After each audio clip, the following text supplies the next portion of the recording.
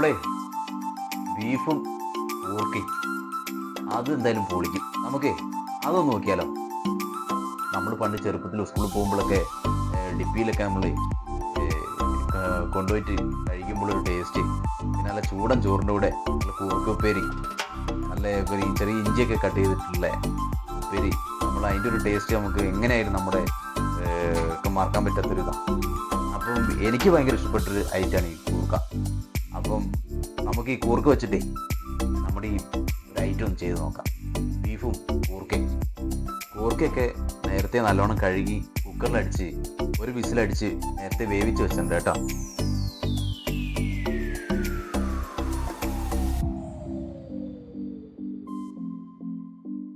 നമ്മൾ ഈ ചട്ടിക്കകത്തേക്ക് കുറച്ച് എണ്ണയും ഒഴിക്കാം.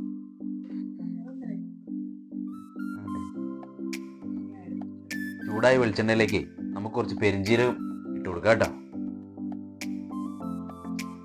ഇഞ്ചിയും വെളുത്തുള്ളിയും കൂടി നമുക്ക് ഇതിനകത്തേക്ക് ഇട്ട് കൊടുക്കാം. കുറച്ച് പച്ചമുളക് കട്ട് ചെയ്ത് വെച്ചിട്ടുണ്ട്, അത് നമുക്ക് ഇതിനകത്തേക്ക് ഇടാം കേട്ടോ. ചെറിയൊരു ഗോൾഡൻ കളർ ആകുമ്പോലെ നമുക്കിതൊന്ന് വഴറ്റിയെടുക്കാം.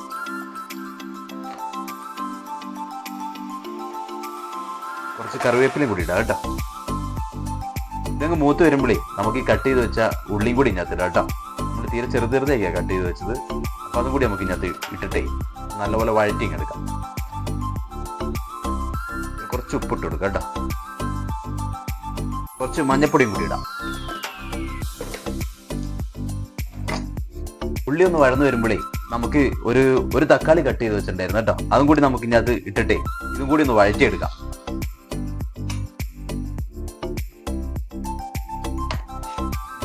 അപ്പം നമ്മുടെ ഉള്ളിയും തക്കാളി അത്യാവശ്യം വഴന്നു വരുമ്പോഴേ നമുക്ക് കുറച്ച് കാശ്മീരി മുളക് പൊടിയും കുറച്ച് മുളക് പൊടിയും കുറച്ച് മല്ലിപ്പൊടിയും കുറച്ച് ഗരം മസാലയും കുറച്ച് കുരുമുളക് പൊടിയും കൂടി നമുക്ക് ഇതിനകത്ത് ഇട്ട് കൊടുക്കാം കേട്ടോ.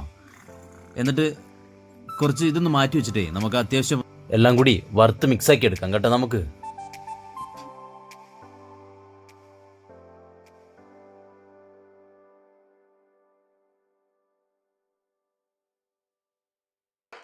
അപ്പോഴേ നമ്മൾ നേരത്തെ ഒരു 5-8 വിസിൽ അടിച്ചിട്ട് ഈ ബീഫ് വേവിച്ച് വെച്ചായിരുന്നു കേട്ടോ. അപ്പോൾ ബീഫിനകത്തേക്ക് കുറച്ച് മഞ്ഞപ്പൊടിയും കുറച്ച് ഉപ്പും പിന്നെ കുറച്ച് ഗരം മസാലയും കുറച്ച് മല്ലിപ്പൊടിയും കുറച്ച് മുളക് പൊടിയും കൂടി വറുത്തിട്ട് നമ്മൾ ഇതിനകത്ത് ഇട്ടായിരുന്നു. പിന്നെ നേരത്തെ ചാച്ചു വെച്ച കുറച്ച് ഇഞ്ചിയും കുറച്ച് വെളുത്തുള്ളിയും കൂടി നമ്മൾ ഇതിനകത്ത് ഇട്ടിട്ടാണ് നമ്മളിത് വേവിച്ചെടുത്തത് കേട്ടോ.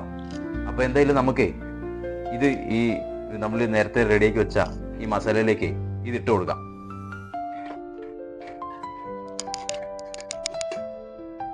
നമ്മുടെ കൂർക്കയും കൂടി നമുക്ക് ഇതിനകത്തേക്ക് ഇടാം കേട്ടോ. ഒന്ന് ഇളക്കിയെടുക്കാം.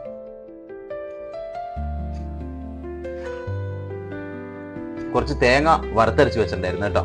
അപ്പം അതൊരു കുറച്ച് നമുക്ക് ഇതിനകത്തേക്ക് ഒഴിച്ചു കൊടുക്കാം. അപ്പോൾ നമ്മുടെ കൂർക്കയായിട്ടേ നല്ല അരപ്പൊക്കെ പിടിച്ചിരിക്കാൻ വേണ്ടിയിട്ട് ഒരു കുറച്ച് തേങ്ങയും കൂടി അരച്ചു കൊടുക്കുന്നത് നല്ലതാണ്.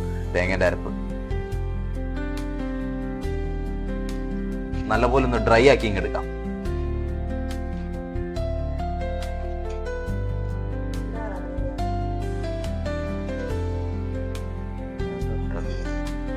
നമുക്ക് കുറച്ച് കുരുമുളക് പൊടി ഇതിനകത്ത് കൊടുക്കാം കേട്ടോ.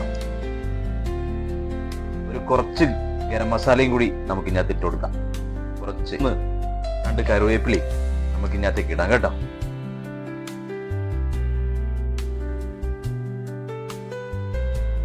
ബീഫും കൂർക്കയും നല്ല അടിപൊളിയായിട്ട് സെറ്റായി വന്നിട്ടുണ്ട്.